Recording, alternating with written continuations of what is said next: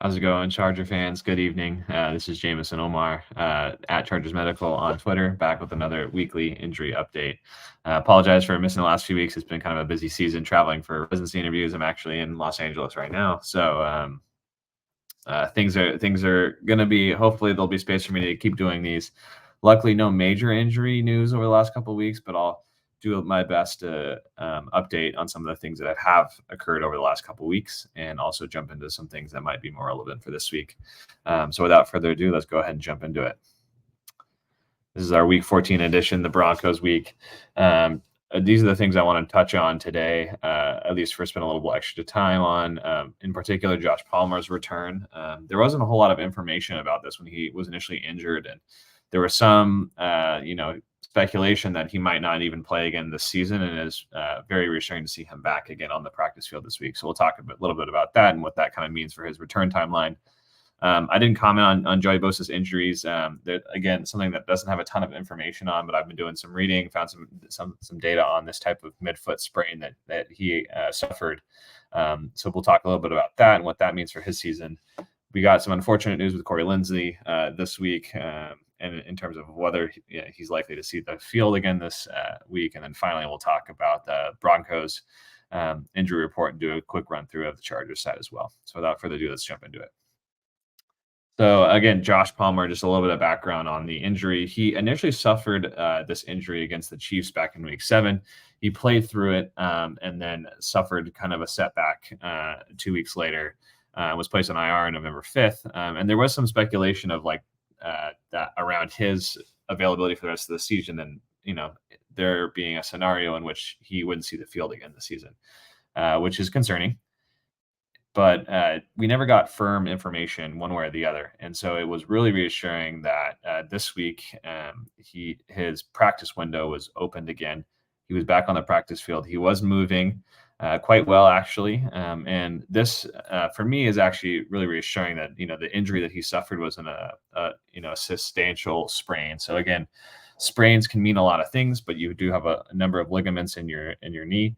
The ones that we most often hear about is the ACL. That's a very serious injury. Again, not career ending, but season ending for sure.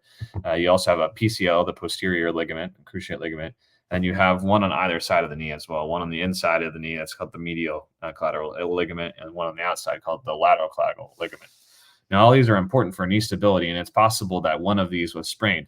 For an MCL or an LCL sprain, these things are something that a player can recover from on the order of a month, versus something that would be, like an ACL injury that requires surgery and 9 to 12 months off. So it's likely that that's the injury that he did have, and he's moving well this week. Again, because of his position, there's a little bit more burden on having good mobility and good strength, and him being able to trust that knee when he's planting and cutting.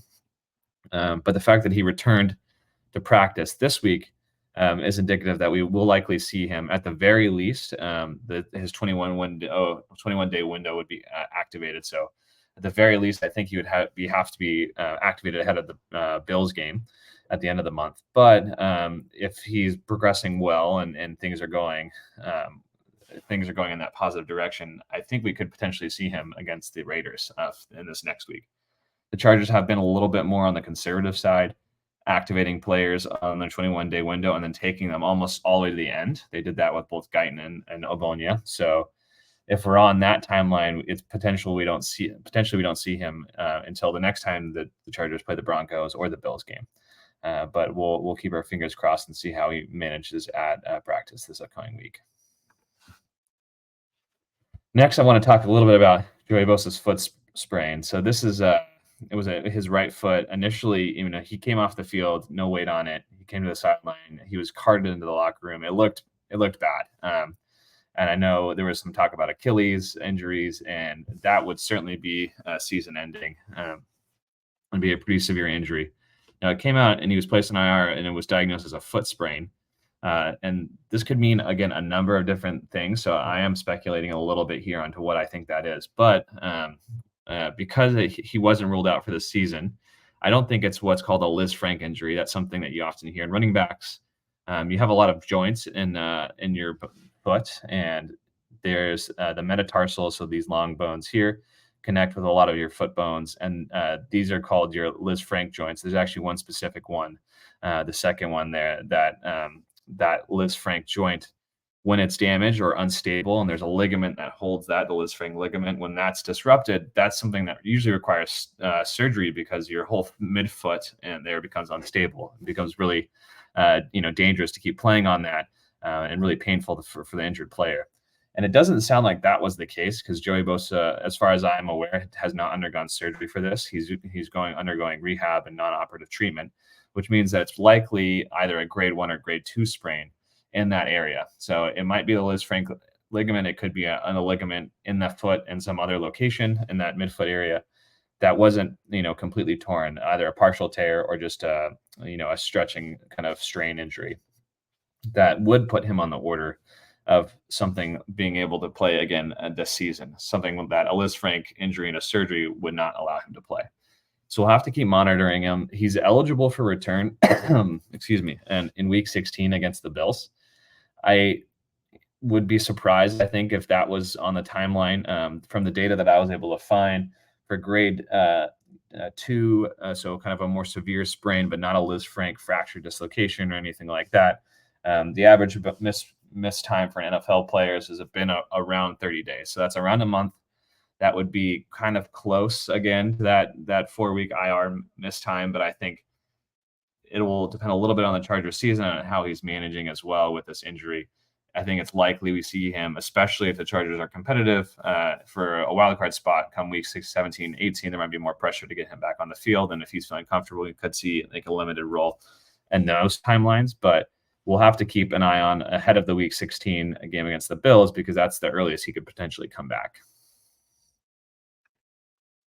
And lastly, I apologize for the text being a little messed up here. I just want to talk about Corey Lindley's heart condition. Again, no firm diagnosis that we've heard. It's still an unspecified non-emergent heart condition, as they was diagnosed at the end of September. But it came out earlier this week that Staley does not think he will play again this season.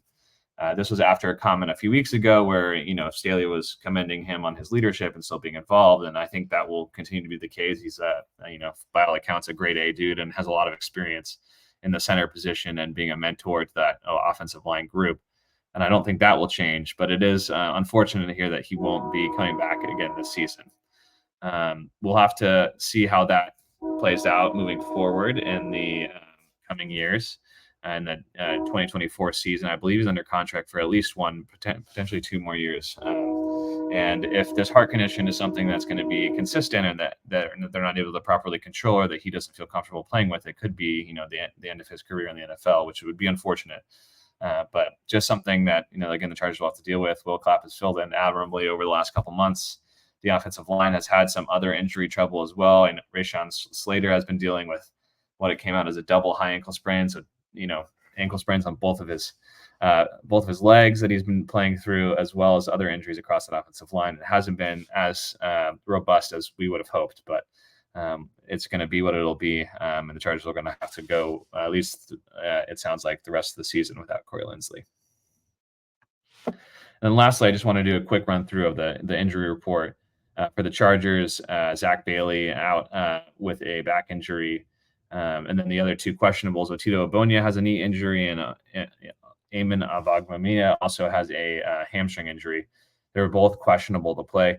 I don't think Amen will play this week. Otito is a little bit more, if they need him, I think he could be out there. Again, these knee injuries can be anything from a severe sprain to something more mild. We saw a lot of defensive linemen play through a knee injury, although he is just rehabbing off that patellar tendon tear. So if they have any concern with potential re-aggravation there, they probably will sit him as well.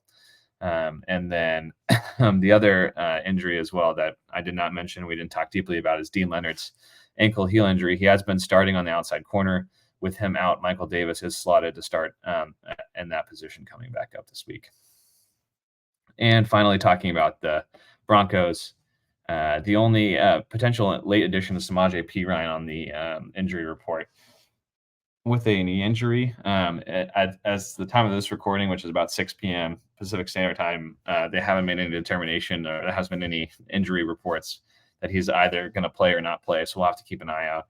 he has been, quite admirably filling in for Javonte for a period of time, as well as, playing, decent football. So if they didn't have him, they're going to really have to rely on Javonte Williams, which could, open up some room for the Chargers to kind of clamp down on the run a little bit. But we'll have to see what his final determination for the game status is. And then other things to note: the Broncos will be without Greg Dulcich. He's on IR, as well as placed last year or 2 weeks ago. And then Kareem Jackson as well, their strong safety, was suspended through week 16 after kind of a crown of helmet tackle against Josh Dobbs. So he will be out as well. So the Chargers do have, the Broncos are missing some players, but the Chargers are also missing some players. That is kind of what it is at this point in the season. But without further ado, that's all I got for week 14, guys. Hopefully not much more for me to talk about in the coming up weeks. But again, if you have any questions that come up during the game or other points, feel free to tweet at me at Chargers Medical on Twitter, or leave a comment on the video here, and I'll try to answer them as well. It's been a pleasure, and hopefully we got some good outcomes this week. Bolt up.